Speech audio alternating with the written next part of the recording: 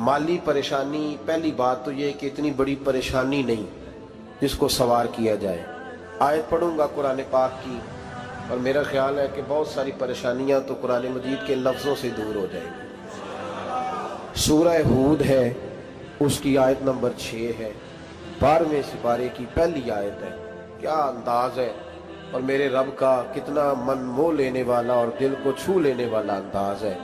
रब करीम ने फरमाया वमा मिन दाब्बतिन फिल अर्द, फरमाया नहीं ज़मीन पर कोई भी ऐसा चलने वाला, ज़मीन पर कोई ऐसा नहीं जो चलता हो, इल्ला अलल्लाहि रिज़्कुहा, जिसका रिस्क अल्लाह ने अपने ज़िम्मे न लिया हो। ज़मीन पे कोई चलने वाला ऐसा नहीं जिसके रिस्क की जिम्मेदारी रब करीम की ना हो। जिम्मेदारी रिस्क किसकी है? बोल के बताएं, बोल के किसकी जिम्मेदारी है जी? अल्लाह। देखिए गौर फरमाएं, यहाँ मुफस्सिरीन ने एक बात लिखी है इस आयत के तहत कि फरमाया जो ज़मीन पे चलने वाला है उसका रिस्क अल्लाह के ज़िम्मे। फरमाते हैं कि ये अल्लाह ने हमारी अकल के मुताबिक हमसे बात की है, वरना आसमानों में जितनी मखलूक है रिस्क उसका भी अल्लाह के ज़िम्मे ही है। यहाँ जो फिल अर्द के लफ्ज़ है ज़मीन पे, वो हमें समझाने के लिए कि तुमने तो सिर्फ ये दुनिया देखी है ना, तो जिसको तुमने देखा है वो सब खाते अल्लाह का दिया हुआ ही है।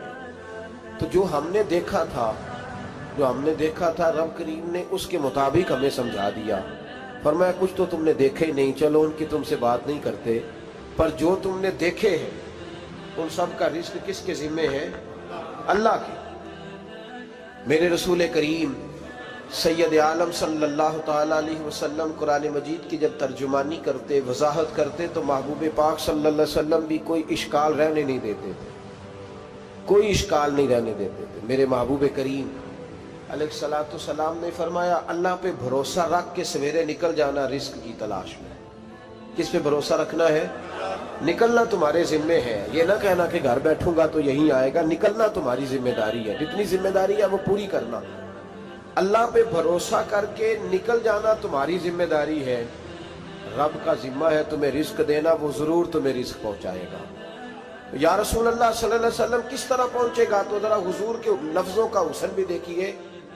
नबी पाक सल्लल्लाहु अलैहि वसल्लम ने फरमाया जिस तरह मौत तुम्हें ढूंढ लेती है ना कि तुम कहाँ मौजूद हो, जब वक्त आता है तो इंसान पाकिस्तान में हो तब भी आ जाता है, जद्दा में हो तब भी आ जाता है, मक्का में हो या मदीना तैयबा में, वक्त फिर भी आ जाता है।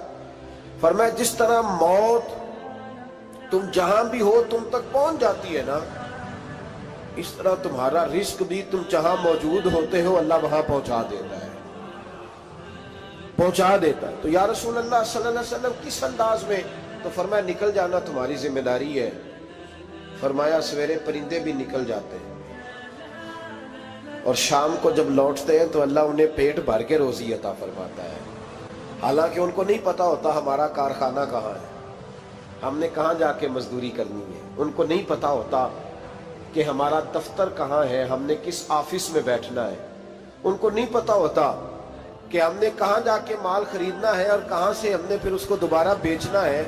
उन्हें खबर नहीं होती, अल्लाह पे भरोसा करके निकल जाते हैं। निकलना तो तेरे जिम्मे है कि नहीं? फरमाया वो तू ड्यूटी कर, शाम को अल्लाह जो रब परिंदों को रोजी देता है वो तुझे भी अता फरमाएगा। मैं कहता हूँ सोच कितनी कमजोर है उस आदमी की जो कहता है कैसे मिलेगा। कितनी कमजोर सोच है। जो रब बैल को रोजी देता है, बकरी को रोजी देता है, इस जमीन इस धरती पे अगर बसने वाला ऊंट भूखा नहीं सोता, चले ये तो पालतू जानवर होते हैं, इस धरती पर बसने वाली अगर बिल्ली और कुत्ता रोटी खा के सोते हैं तो तू तो अशरफुल मखलूकात है। तूने अपने ज़हन में क्या टेंशन पाल लिया है कि नहीं आएगा तो मर जाऊंगा, क्या बनेगा, किस तरह होगा? तू क्यों इतना परेशान हो गया? भाई माली परेशानी सबसे ज्यादा उस बंदे ने ओढ़ ली है जिसकी तवक्कुल की बात कमजोर हो गई है।